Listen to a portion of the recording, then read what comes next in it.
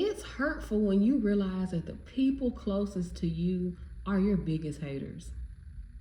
I mean, it's a lot easier to move on when somebody that you don't know says or does something cruel to you. But how do you handle it when your hater is your mom or your dad, a close relative, or even a good friend of yours?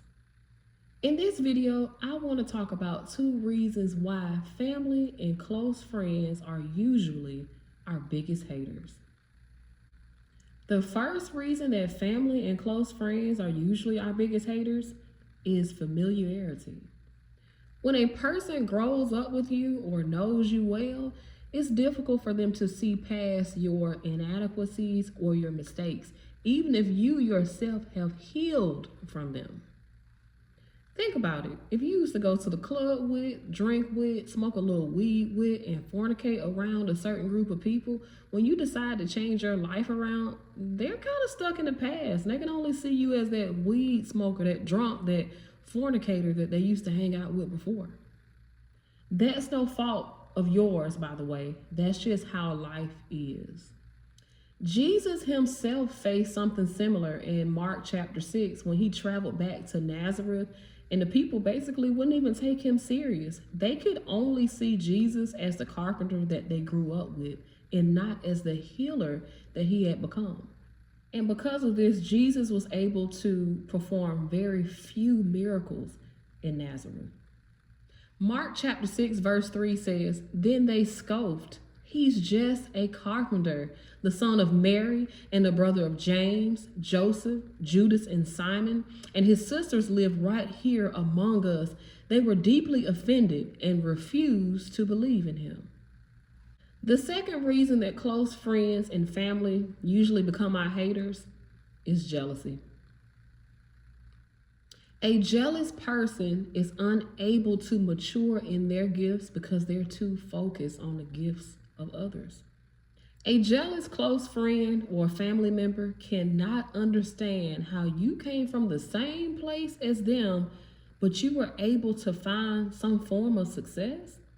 And because jealousy is actually made worse by proximity and information, people who are closest to us are usually the very same people that stab us in the back, baby.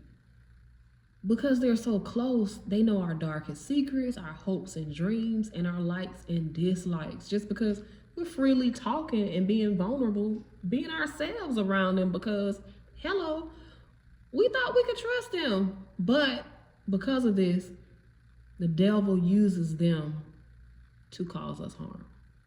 Think about Joseph and his brothers in the book of Genesis. Now, they were already jealous of Joseph because he was their father's favorite. But then Joseph was honest and told him about his dream in which they were bowing to him.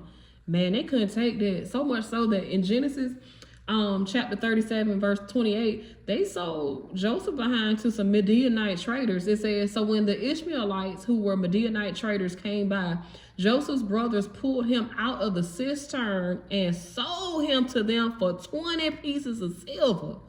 And the traders took him to Egypt." So as you can see, it's usually the people who are close to us, the people that we love and we honor, who betray us.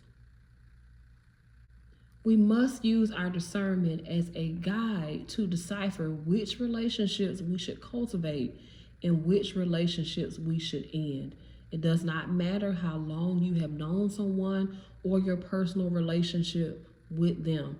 You have to go off discernment and walk in wisdom.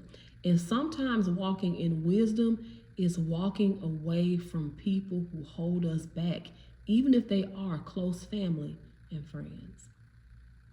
I spoke more about walking away from toxic relationships in my book, People Are Evil. I put the link in the description below.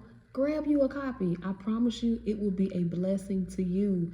If you can relate to this video, drop a comment and let us know how you deal with hating behind family and friends.